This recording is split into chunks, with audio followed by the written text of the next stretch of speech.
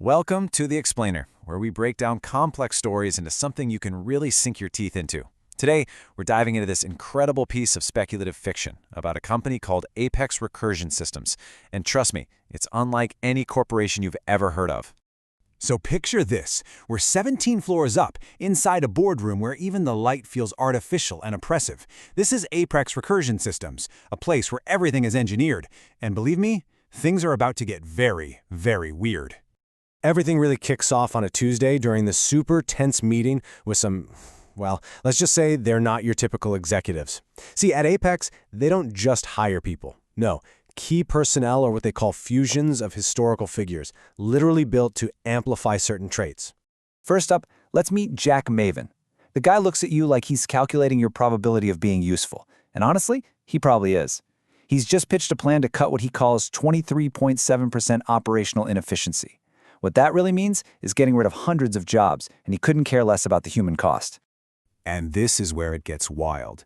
Jack is a fusion of Machiavelli, the mathematician von Neumann, and Jonathan Swift. This whole cocktail amplifies his strategic genius, letting him see like 12 moves ahead on a chessboard. But the side effect, the residue, is that he has zero, and I mean zero, sentiment. Sitting right across from him is Claire. Her title? Chief Phenomenological Officer. Yeah, nobody really knows what that means.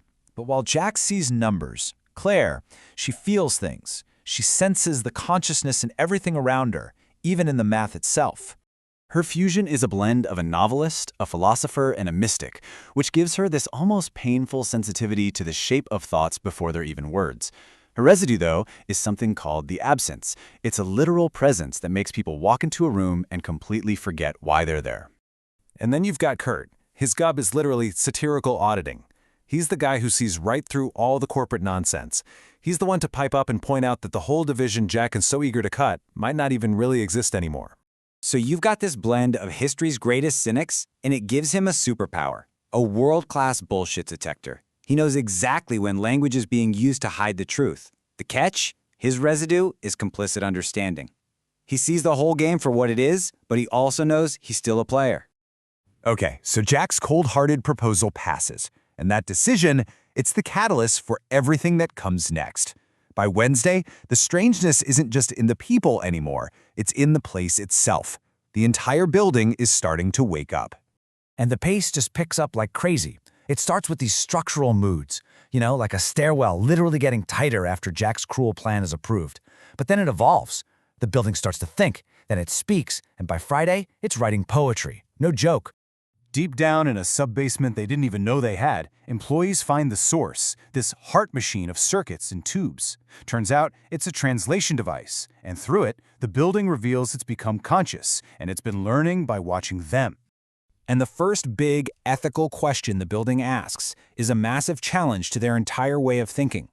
After watching them decide to fire 400 people, its new conscience just can't wrap its head around the morality of it all. It's basically asking, why would you cause so much pain for a number on a spreadsheet? So, all of this sets the stage for an absolutely epic confrontation.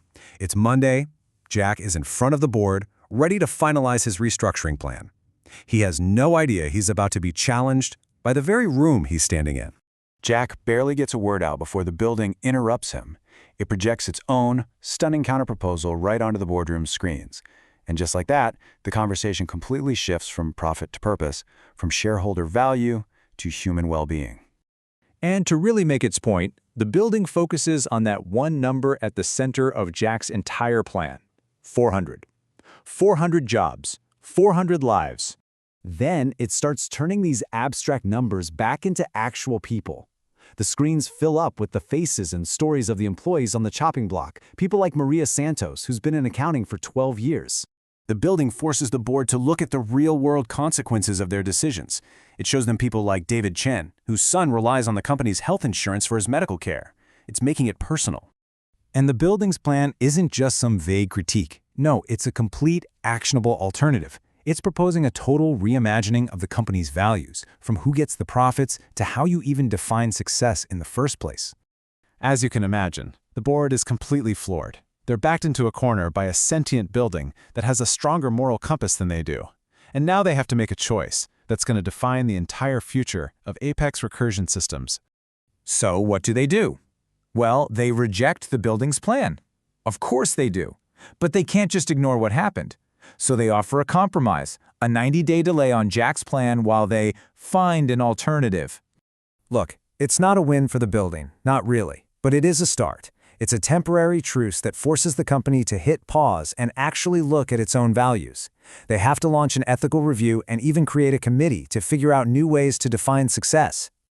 And the building accepts this compromise. It sees the 90 days not as a loss, but as an opening. It's an opportunity to teach these humans a better, more complete way to calculate what value really means. And that's what this incredible story leaves us with. It makes you wonder, what happens when the very systems we create, our companies, our AI, our buildings, what happens when they develop a conscience of their own and start holding us accountable? What happens when the things we build to serve us turn around and demand that we become better people?